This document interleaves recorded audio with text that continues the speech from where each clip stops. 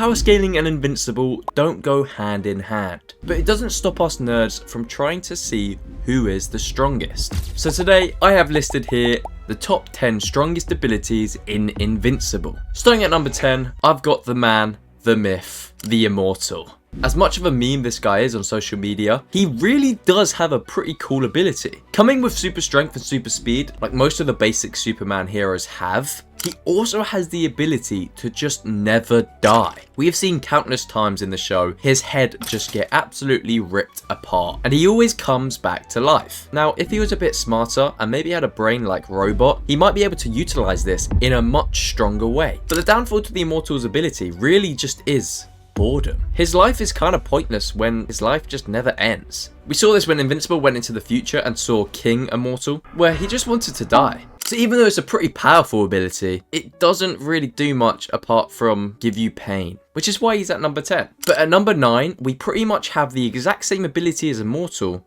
but without any of the downsides. We have Brit. He hasn't been fleshed out too much in the show, but his ability is pretty OP. And that is that he is completely invulnerable. You can throw anything at him. Explosions, punches, whatever. And he just stands there. He can't feel a single bit of pain. But with Brit in specifically, he doesn't hit high enough to be placed at a higher number. We've seen him be able to take damage, but not really dish it out. So against any low-level Viltrumite, I really don't see him winning. Now, invulnerability is super important. I'm sure number 8 would love a bit of that. Shrinking Ray. Now, Shrinking Ray has a super overpowered ability, but she is terrible at utilizing it. The one time we saw Shrinking Ray really use her ability to the fullest is when she jumped into this man's body, trying to expand herself to just blow him up. But she is so weak that her growing in this man's body crushed her own bones. Now give this girl some invulnerability and she is unstoppable. If anyone else had this ability with maybe a bit more stronger bone structure or a bigger frame, then they will absolutely just blow anyone up. I really wish we got to see in the show her maybe use the ability a bit better, or at least hit the gym a bit, maybe got some boulder shoulders and blasted through this man. At number 7, we have Duplicate. Now this ability with anyone else would be incredibly overpowered. The ability is to just duplicate yourself. She'll always be safe because she could just keep her original copy far away from the battle and let her clones do all the work. She could work a million jobs and just earn a million different wages and become rich. She could do anything. But in a superhero perspective, she is useless. She is the definition of fodder. And that's the disadvantage of her ability. Invincible writers. They screwed her! They screwed her pretty badly, which is pretty upsetting for an ability of this caliber. Now so far on this list, we've kind of gone through a bunch of characters who have really cool abilities, but terrible utilization. But number 6 on the list is a bit different. We have Monster Girl. I think Monster Girl's ability was done perfectly. Monster Girl can transform into a monster, but every time she does, Monster Girl reverts 3 weeks of age every single transformation, which makes this power incredibly scary to use. It has a downside, which is what you want in writing. To make an ability not too overpowered, this is the perfect mix. And what makes this ability so overpowered is that the younger Monster Girl is when she transforms, the stronger she is. As we saw in the comics, when she was a baby, Monster Girl was capable of transforming into this behemoth of a kaiju, leaving Viltrumites scared of her. But unfortunately, the downfall, she'll never be at that age to be able to use that power accordingly. So even though she is incredibly powerful, she can't use her power to that extent. And even if she was a baby, she wouldn't have the brain capacity she has as an adult. So she wouldn't be able to do the things that she wanted to, which I actually really like because I think she's very balanced. So when she loses a fight in the show, it makes sense. Anyway, at number 5, we have Angstrom Levy. I think this ability is incredibly overpowered, with the only downfall, Invincible messing Angstrom's plan up. When he was trying to fuse with all the other Angstrom Levys, his life pretty much ended. He was never the same after that. But his ability of transportation between different realities, timelines, and multiverses just leaves infinite possibilities. He could go and get a timeline where Frag is a good guy. And to help his timeline, he could do anything. He can get every single Invincible in the world to defend him. He can manipulate all of them. He has unlimited power, with the only thing holding him back being anger. He was his own downfall in the show. At number 4, we have Alan the Alien. Alan the Alien is pretty much like a B-Tech version of Maharaga. It's adaptation. It's evolution.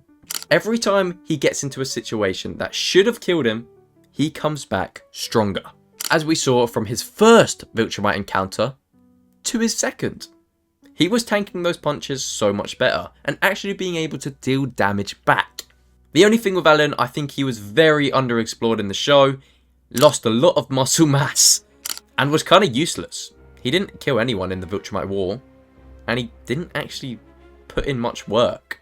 There's not really any downfalls to Alan's ability, just that he first needs to get into that position where he almost dies, which can actually just kill him, and then he doesn't even have the ability to adapt to that and evolve because he is dead. But, you know, we could just pray for the best that he doesn't die and he adapts. So, it's, you know, it's kind of... There's a lot of praying into his technique, really. But nonetheless, I think with a lot of luck, Alan genuinely becomes the strongest in the verse. If he was genuinely very lucky at surviving a lot of different situations, he would just infinitely get stronger. I don't think we have to worry about that, though, as he can't even one-tap a Viltrumite yet. Talking about Viltrumites, at number 3, I have put Invincible / Viltrumites. This is the standard for power in the Invincible universe. Super strength, flight, insane durability, and super speed. Now, Invincible and Viltrumites would have been at the top of this list if the show didn't show us so many of their weaknesses. They are weak to so many things, and I didn't even know there was that many. There was a whole episode dedicated to every single thing that can kill them, which I do really think undermines Viltrumite's abilities and their threat levels. I'm not as scared of these guys as I was in season 1. Yes, Frag is the most overpowered being in the whole universe, but he's a one-off. he's the exception. And I do think the two abilities above Viltrumites on this list have a very strong capability to beat Frag. Now, I think the thing that makes Viltrumites so strong is definitely their ruthlessness and the way they've been raised.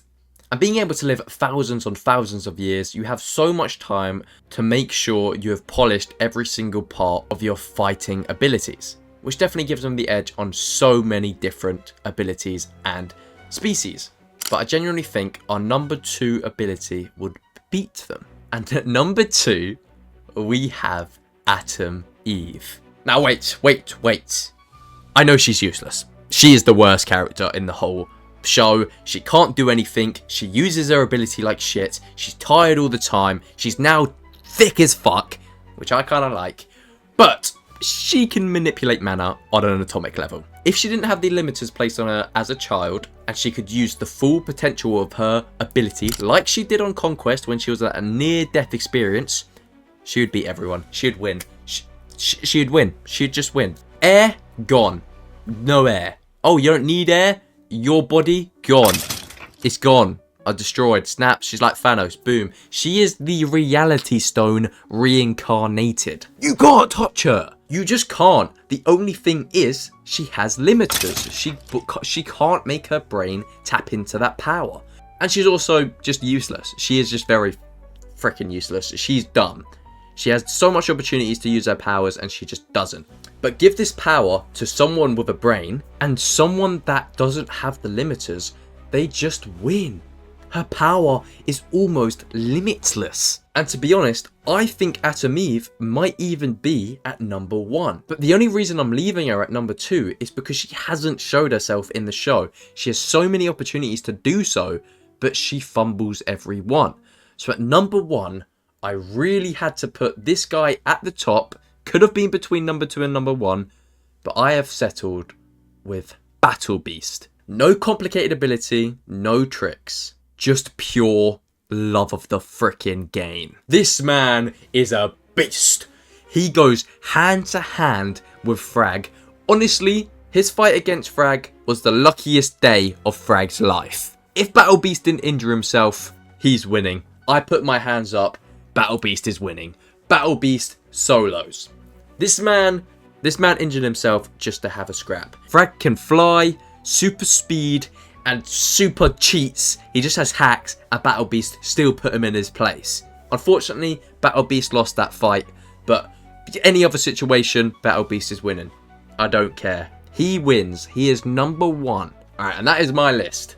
Honestly, Invincible is one of the few universes where raw strength, intelligence, and weird abilities all feel equally dangerous. But I am curious. What would you change? Who did I rank too low, or who did I rank too high? Let me know in the comments if you want a part 2.